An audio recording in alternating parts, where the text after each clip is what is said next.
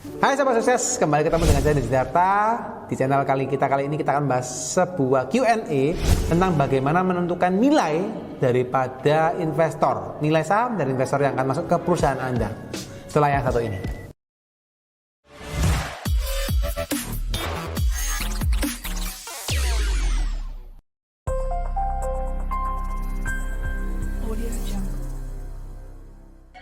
Oke guys, ini kita akan menjawab pertanyaan ya dari akun Lutfi Aminullah. Ya, Lutfi Aminullah. Dia menanyakan, Kak Lutfi menanyakan, Pak, untuk menentukan prosentase kepemilikan saham setelah ada investor masuk ke usaha yang kita bangun gimana ya Pak? Nah, ini satu pertanyaan yang menarik guys. Ini terkait dengan video kita yang satu video kita yang lain ya, tentang judulnya cara mendapatkan modal untuk bisnismu ya, teman-teman boleh cek di video kita yang lain ya. Nah, tapi untuk menjawab pertanyaan kita yang ini untuk Lutfi Aminullah, cara menentukan persentase kepemilikan saham. Jadi gini teman-teman, jadi saya kasih gambaran produk dulu ya, bahwa intinya gini, kadang kita itu tidak perlu 100% memodali usaha kita sendiri ya. Kadang kita bisa mendapatkan investasi dari orang lain ya, dimana kalau memang usaha kita bagus, usaha kita bisa berkembang, usaha kita menjanjikan, banyak juga perusahaan di luar sana yang memang ingin, atau orang di luar sana yang ingin punya dana dan ingin berinvestasi di perusahaan Anda. Ya, asalkan Anda punya namanya bisnis plan yang baik. Ya.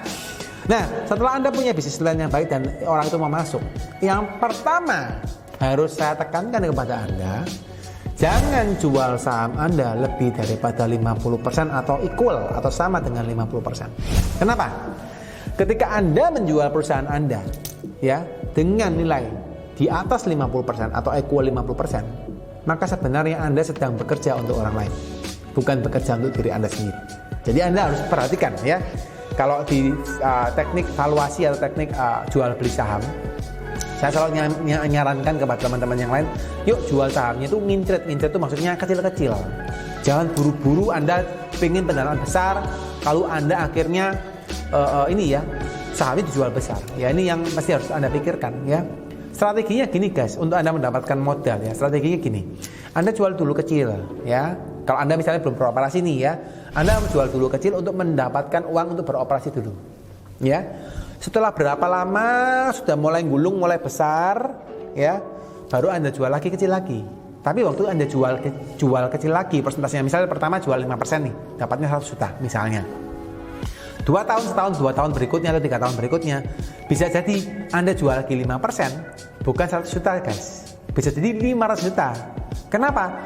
Karena sudah divaluasi. Valuasi itu maksudnya dinilai ya, usahanya dinilai bisa lebih tinggi daripada yang tahun sebelumnya. Ya, ini yang satu yang menarik ketika Anda jual beli perusahaan ya.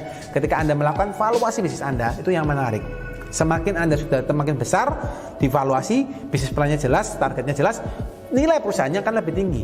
Ya, dan akhirnya nilai yang dijual dengan persentase yang sama. Yang pertama 5% 100 juta, yang kedua juga 5%, tapi nilainya mungkin sudah 500 juta atau mungkin 1 miliar. Ya. Nanti jalankan lagi, bagus lagi, lebih besar lagi.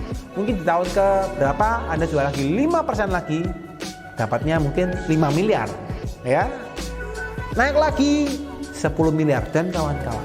Dan itu yang happen, itu yang terjadi di bisnis-bisnis startup sekarang ini ya. Kemarin saya juga baru dengar ya dari salah satu bisnis rintisan ya, mungkin juga salah satu teman kita di satu komunitas ya, itu Haus namanya, kalau teman-teman tahu ya, Pak Bro Gufron Syarif ya, baru mendapatkan pendanaan kurang lebih 30 miliar kalau nggak salah ya, di seri A ya. Jadi mendapatkan pendanaan 30 miliar di seri A ya, padahal usahanya juga baru sekali dibuka, kurang lebih baru di bawah 5 tahun kalau nggak salah ya, sejak video ini dibuat ya. Nah, so guys, kembali ke pertanyaan dari Bro Lutfi ya, Kak Lutfi ya, berapa persentase ya, saya ngomongkan tadi, yuk jangan besar-besar dulu ya. Cuma kalau ke teknisnya, berapa persen sih pendanaan, berapa persen sih persentase kepemilikan saham ya yang bisa didapatkan oleh investor, itu kembali lagi Anda lihat, Anda nilai dulu ya perusahaan Anda. Misalnya Anda punya future value atau perencanaan ke depan, oh ternyata dinilai kira-kira perusahaan Anda nilainya misalnya 1 miliar, ya sudah pasti kalau Anda jual 5% ya nilainya 50 juta ya. Jual 10% nilainya 100 juta. Jadi harus dinilai dulu. Jadi kalau menentukan persentase kepemilikannya saya tidak bisa ngomongkan karena tidak jelas juga pertanyaannya ya. Tapi ini saya kasih clue ya bahwa jangan terlalu besar ya. Nilai dulu, divaluasi dulu baru Anda lempar sedikit. Lebih besar lagi, divaluasi lagi, dilempar lagi sedikit. Kurang lebih itu Bro Lutfi ya. Semoga bisa menjawab pertanyaannya Bro Lutfi. Buat teman-teman juga yang mungkin masih kurang jelas, silakan komen di kolom komen, nanti akan saya jawab atau saya buatkan video yang lain untuk menjawab pertanyaan Anda. Dan yang belum subscribe, silakan subscribe, like, dan share supaya Anda bisa tetap kontak, tetap in touch dengan konten-konten yang kami buat. Ya, semoga bermanfaat, selalu sehat, sukses, dan bahagia terus buat teman-teman semua. Bye bye.